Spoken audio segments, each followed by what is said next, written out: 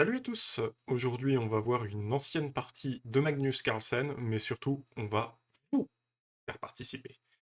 Comment on va faire ça? Eh bien, à certains moments, on va s'arrêter et je vais vous proposer 4 choix de coups et vous me direz lequel vous préférez. En fait, ça va être un petit peu interactif et donc ça permettra aussi de vous forcer à réfléchir un petit peu. Si vous voulez pas réfléchir et que vous voulez juste passer les petits quiz comme ça, vous pouvez laisser la vidéo tourner, hein, vous les aurez assez rapidement.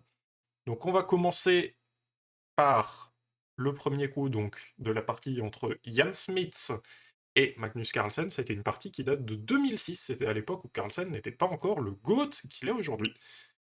Donc Carlsen a les noirs, E4, C5, donc c'est une ouverture qu'on appelle la sicilienne, assez connue des joueurs de compétition. Cavalier F3, cavalier C6, D4, donc on va essayer de prendre le centre ici.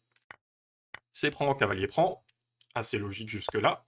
Cavalier F6, attaque le pion, cavalier C3, défend le pion, et E5. Donc là, on rentre déjà dans une variante qui va s'appeler la Sveshnikov. Et sans faire plus de détails, on va se rendre compte surtout qu'il y a une grosse faiblesse sur la case D5 qui sera exploitable pour les blancs. En échange, les noirs auront pas mal de force sur les cases noires. Cavalier B5, logique. Le problème, c'est que là, ce coup, il menace cavalier D6, qui est un petit peu embêtant. Du coup, on joue D6 nous-mêmes avec les noirs pour éviter que les noirs le jouent, même si c'est une variante qui existe. On va s'éviter ça. Fou G5 classique, on va se clouer. Ça menace aussi des cavaliers D5, tranquillement. A6, parce que sinon, on va se prendre, si on ne joue pas ça, on va se prendre cavalier D5 et cavalier C7, qui fait très très mal, donc on repousse. Cavalier D5, B5, menace la fourchette, là, en B4, donc l'un des cavaliers doit bouger, et ce sera pas le cavalier A3, ce sera le cavalier D5. Le cavalier est attaqué 2 fois, et donc ça risque de menacer une création de faiblesse, donc fou E7. Et là-dessus, il y a le petit fou prend F6, qui est un coup assez thématique en fait. Là-dessus, on va éviter de prendre ce cavalier, parce que là, on se rend compte que ce fou est ce qu'on appelle le mauvais fou, c'est-à-dire qu'il est bloqué par ses propres pions, et donc on n'a pas envie de le prendre. On n'a pas envie non plus de prendre le cavalier, parce que on n'a pas envie de prendre du cavalier, pardon, parce que le cavalier, là, sur cette case-là, il est très très fort, donc on a envie de l'y laisser. Donc on va prendre du fou, et on neutralise toutes les menaces. Fou prend, et C3. Quelle est l'idée de ce coup? L'idée de C3, c'est surtout d'offrir la case là au cavalier, comme ça il va pouvoir transiter un peu partout, par là, ou même par là. Et donc comme ça, il va se permettre d'avoir un petit jump. Et donc, là-dessus, les noirs jouent fou G5 parce qu'ils ne veulent pas que leur fou reste bloqué derrière les pions ad vitam aeternam. Cavalier C2 pour le plan que j'ai dit tout à l'heure, hein, c'est assez classique jusque-là. Cavalier E7, parce que, encore une fois, ce cavalier est très fort, donc on a envie de l'échanger, mais les blancs ne vont pas se laisser faire. Cavalier B4. Et comme ça, bah, si on échange le cavalier ici, on va se retrouver avec un autre cavalier. Et ça va pas être très joyeux, disons. Petit roc, donc on va quand même se développer parce que c'est l'une des nécessités de l'ouverture. A4. À noter ici que cavalier prend E7. On va juste revenir en arrière. Cavalier prend E7, dame prend E7, cavalier D5.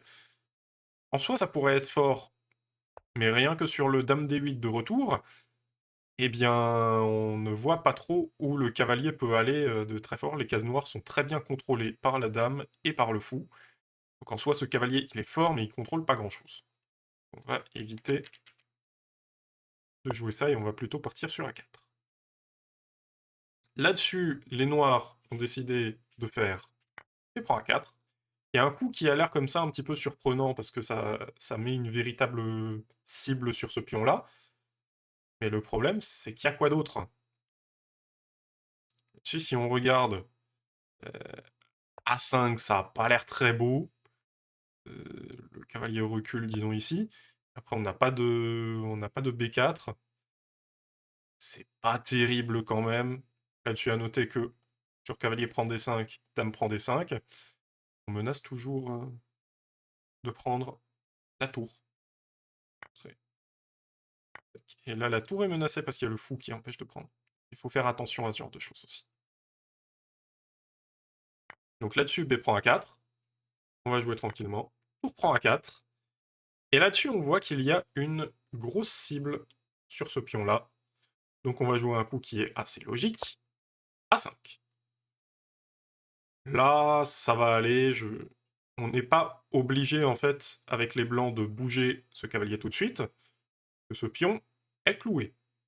Là, on rappelle ce que j'ai dit il n'y a même pas 30 secondes. Cette tour-là n'est pas protégée. Donc même s'il y a prise là, bah, on reprend avec la tour. Donc effectivement, on joue cavalier prend E7, échec, on prend E7, ou C4. Vous vous rappelez de ce que j'ai dit, on n'est pas obligé de prendre tout ça, tout ça. Maintenant, il va quand même falloir faire un petit peu attention, parce que là-dessus, il y a des menaces de fou D7. Et fou D7, c'est un petit peu embêtant quand même si en soi, là, on a le petit coup intermédiaire cavalier D5, donc qui permet de prendre la case, tout en évitant de se faire prendre. Un point à vous si vous l'aviez vu. Non, je plaisante, c'est pas tout de suite. Et donc là-dessus, dame E8, on va s'écarter quand même. Là-dessus, tour A2. Fou D8 pour protéger le pion, pour éviter qu'il se prenne quand même un peu trop de cible dans la tronche. Petit roc, on est très tranquille. Tour C8, on attaque le fou. Fou B3, il recule. Tour B8. Dame C2. Roi H8. Tour F A1 pour attaquer le pion comme une brute. Et là-dessus, je vais vous demander qu'est-ce que vous feriez avec les noirs. Je vais vous donner 4 propositions de coups. La première proposition de coup, ça va être coup E6. La deuxième proposition de coup, ça va être coup C6. La troisième proposition, ça va être F5. Et la quatrième proposition, ça va être tour prend B3. Vous pouvez mettre pause si vous avez envie de réfléchir.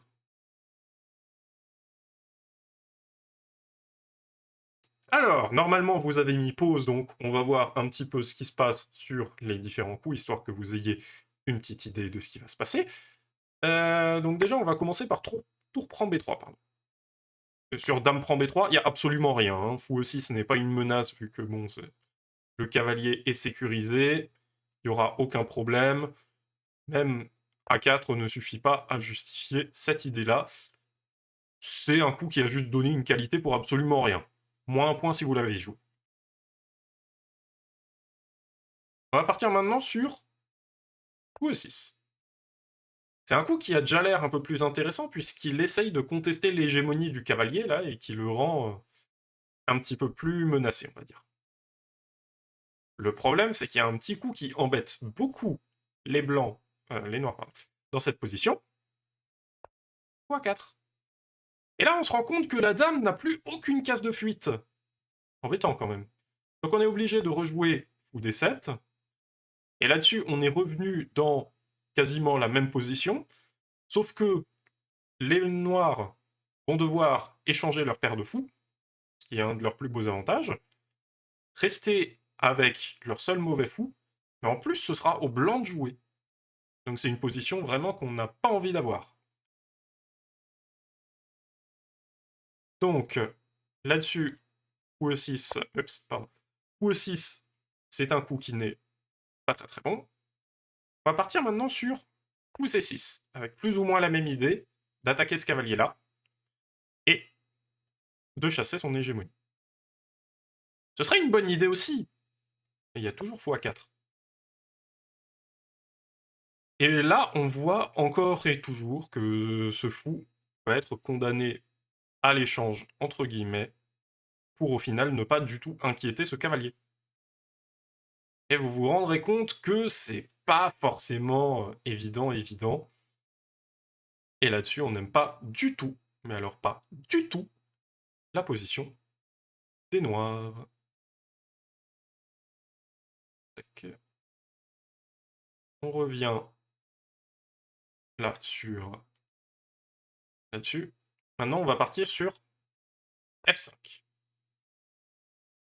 F5, c'est le coup qui a été effectivement joué dans la partie, et c'est la raison même de pourquoi Roi H8 a été joué. En général, quand on joue F5 et qu'il y a un fou comme ça, là, on va jouer assez rapidement Roi H8 pour s'éviter toute découverte. Et donc là, ça va permettre de mettre la pression sur ce pion, et plus globalement sur le centre et la force des pièces blanches. Ça va permettre au fou de s'activer un peu plus facilement, et donc de jouer un peu plus agressif. Donc là-dessus, fou A4, le coup est logique. C'est exactement celui que je vous ai montré dans quasiment toutes les variantes précédentes. Fou prend A4, tour prend A4. Et là, on se rend compte quand même que les blancs tapent un petit peu sur un mur. Donc on est d'accord, ce pion-là va avoir du mal à tomber. B4 n'est pas vraiment une solution non plus, parce que B4, pion prend, disons cavalier prend, et en soi ça fait pas grand-chose non plus. C'est plus les pièces noires qui vont pouvoir s'activer. Et là-dessus, les blancs doivent trouver autre chose. Et F prend E4. Tour A2. On recule un petit peu parce qu'on sent que la foudre va commencer à venir. Dame F7. Et là, on se rend compte que effectivement, il va y avoir un problème. Le cavalier est attaqué. On ne peut pas le défendre par Dame prend E4. Parce qu'il y a Dame prend F2. Tac. Dame prend F2. Tac. Et Dame F1 qui fait mat au prochain. Donc là-dessus, on est un petit peu embêté quand même. Et qu'à cela ne tienne, on va juste jouer C4. Les blancs jouent C4 et ils sont assez tranquilles. Et là-dessus, je vais encore vous demander de vous mettre à contribution, entre guillemets, et vous proposer plusieurs coups. Le premier coup que je vais vous proposer, c'est E3, la poussée du pion. Tranquille, on joue comme ça et on tente d'attaquer comme des poules. Le deuxième coup que je vais vous proposer, c'est Fou H4. Le troisième coup que je vais vous proposer, c'est H6. Le quatrième coup que je vais vous proposer, c'est Tour B3. Indiquez-moi du coup ce qui vous paraîtrait le plus adapté. Je vous laisse 5 secondes pour mettre en pause si vous voulez réfléchir un peu.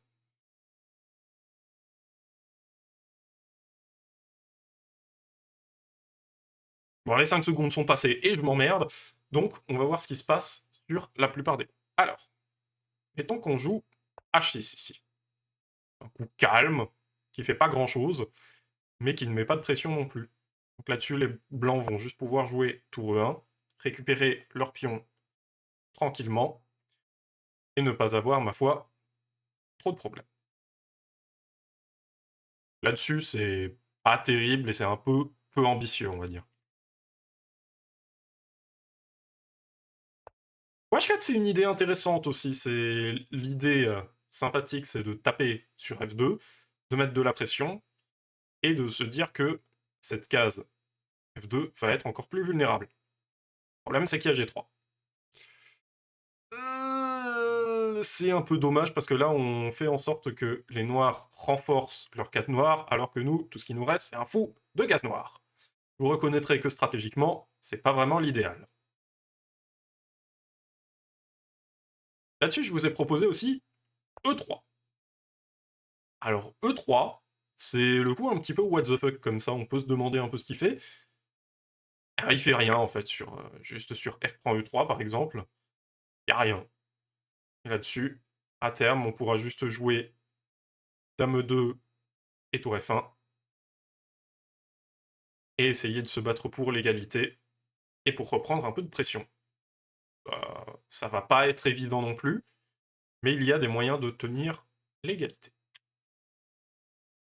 Vous l'aurez compris, donc le coup qui a été joué par Carlsen, et qui est le meilleur dans cette position, en tout cas d'après l'ordi, c'est Tour B3. Alors, Là, de prime abord, on peut se dire « Mais il donne une tour !» Si tu prends la tour, tu es mat, hein, mon coco. Je te l'ai déjà montré, mais tu es mat. Voilà. Tu te fais prendre et tu te fais prendre et tu es mat. Donc on va éviter les coups d'andouille complète. À quoi ça va servir? Ce coup. À éviter les poussées B3, pour éviter que cette tour-là ne vienne défendre le pion F2. Donc en gros, là, c'est juste un coup, entre guillemets, de blocage. Donc là-dessus, tour E1, comme je l'ai montré, on va taper sur la faiblesse en E4 en essayant de ne pas perdre F2. Ou H4, G3. Donc on crée l'affaiblissement, parce que maintenant, l'idée, c'est de faire cet affaiblissement pour une raison que vous allez comprendre très vite. Tour F3, on met encore de la pression avec ce petit coup intermédiaire qui nous permet de faire coulisser la tour. B3, on renforce la case F2 qui était sous pression depuis avant. Ou D8, tranquillement, voilà. On revient et on annule toute pression sur ce pion A5, tout en empêchant les blancs de prendre ce fou. Tour prend E4. L'équilibre matériel est rétabli. Maintenant, Magnus Carlsen n'est pas devenu Magnus Carlsen en se prélassant et en ne faisant rien, donc il joue H5, un coup très dynamique, très agressif. Tour E2. Donc là, on commence à se rendre compte que les blancs craignent énormément les forces d'attaque des noirs, et je peux les comprendre. Il y a énormément de pression sur ce pion F2. Donc, Ian Smith va encore rajouter une défense sur ce pion. H4, tour B2. Là, c'est vraiment un coup d'attente par excellence, ou qui ne rime pas à grand-chose. G6. Un coup qui permet là d'éviter tout problème avec le roi et de se libérer une case. Roi G2. Et là, croyez-le ou non, mais ce coup ne sera pas très bon pour les. H prend. H prend. Et maintenant, je vais vous solliciter encore une fois avec les noirs. Que faites-vous? Je vais vous proposer 4 coups encore une fois. Le premier coup, c'est Roi G7. Le deuxième coup, c'est Dame F5. Le troisième coup, c'est Tour prend F2. Le quatrième coup, c'est Tour prend G3. Je vous laisse faire vos petits calculs, que je pense qu'il faudra faire un petit peu de calcul dans cet exercice.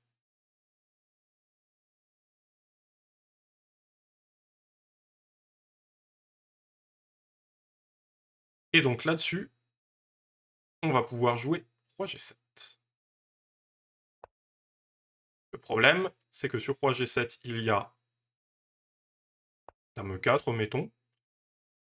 Et là, en dépit de la position qui a l'air brinque-ballante, les noirs n'ont plus grand-chose. Et oui, là, on pourrait se dire, oui, les noirs jouent pour une attaque, mais bah, les blancs défendent tout très bien, en fait. Donc là-dessus, c'est pas terrible. Alors, mettons Dame F5. Dame F5, je pense que c'est pire encore. Là-dessus, il y a juste Dame prend F5. Et mettons sur Tour prend F5. Là-dessus, les blancs vont juste pousser leur pion et jouer très très fort sur l'autre aile, parce que là, il n'y a quasiment aucun moyen de mettre de la pression sur ce pion.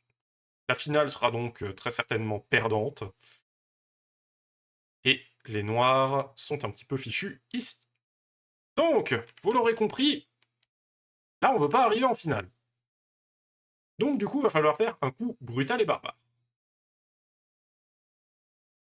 Tour prend F2 pourrait être très intéressant, mais il y a Tour prend F2. Et c'est terminé. Là, on n'a aucun moyen de mettre échec le roi blanc ou de lui mettre une quelconque pression. Et là-dessus, c'est fini. Donc du coup, le coup qui vient un petit peu par instinct, c'est tour prend G3. Et là-dessus, si on calcule un petit peu, on se rend compte que sur roi prend G3, dame F3 fait très mal. Roi H2. Et là-dessus, on va jouer un petit coup, c'est le roi G7. Et là, on se rend compte qu'il n'y a pas vraiment de parade, en fait, contre tour H8. La partie est complètement perdue ici. C'est terminé. Les blancs vont se faire mater absolument sauvagement. A noter que si on se dit je vais être un petit peu plus malin et que je vais jouer plutôt pion prend, cette fois c'est pas dame F3 qui arrive, c'est dame F1 qui arrive. Roi H2, roi G7, et la fin est à peu de choses près la même. Même sur tour E4, mettons, pour se défendre, il y a tour H4 échec. Là-dessus, on peut prendre du fou, faut pas l'oublier celui-là. Et sur G prend, il y a tour prend, roi là-bas. Et on peut faire ça. Non, pas ça. Oups. Et là, on peut faire donc tour H3. 4. Tac. Et tac. Vous comprendrez donc que là-dessus, bah, non seulement c'est le bon coup, mais en plus, on ne peut pas prendre cette tour. Parce que sinon, on est mat. Donc là-dessus, les noirs se disent on est gagnant, ils peuvent pas me prendre la tour. Les blancs le réalisent aussi. Donc du coup, fuite. Bref. C'est un coup qui va un petit peu prolonger la partie, mais pas vraiment beaucoup plus. Dame F3, c'est une petite erreur en soi, mais ça ne menace pas non plus le gain des noirs. Ça menace d'un machin mat, quoi. Donc du coup, dame 4, empêche dame machin mat. Dame H5, vous comprendrez qu'on n'a pas envie d'échanger les dames dans une telle position. Cavalier E3. Ah, les blancs, eux, ils tueraient pour avoir un échange. Ils feraient de leur mieux vraiment pour avoir un échange et essayer de se dépêtrer de leur situation très désagréable. Coup G5. Roi E1. Tour F3. Là, la menace est de jouer des dames H1 ou de prendre en F2 ou en E3.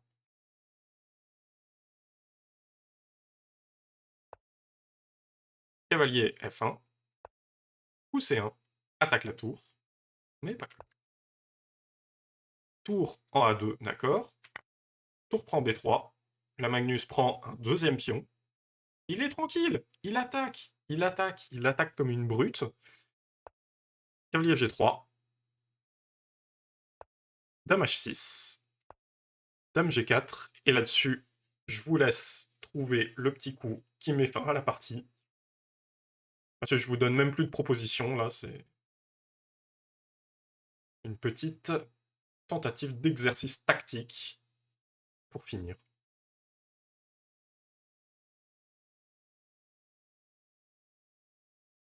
Et le bon coup là-dessus, c'est, si vous l'avez trouvé, félicitations, c'est tour prend G3, qui fait perdre le contrôle de la case H1, et on se rend compte que avec le fait que ce fou-là contrôle la case D2, il va y avoir un mat du couloir. Je vais vous montrer ça. Ian Smith a joué encore dame prend G3, dame H1 échec, et après que la dame est reculée, le mat est inévitable. J'espère que cette belle partie de Carlsen qu'il a joué dans son adolescence vous aura plu. Si jamais c'est le cas, eh bien n'hésitez pas à noter le nombre de points que vous avez eu durant cette partie. Et si vous en voulez d'autres, bah dites-le en commentaire. J'en ferai sur pas mal de joueurs. J'ai quelques parties très intéressantes qui peuvent servir à ce genre d'exo. Sur ce, à la prochaine.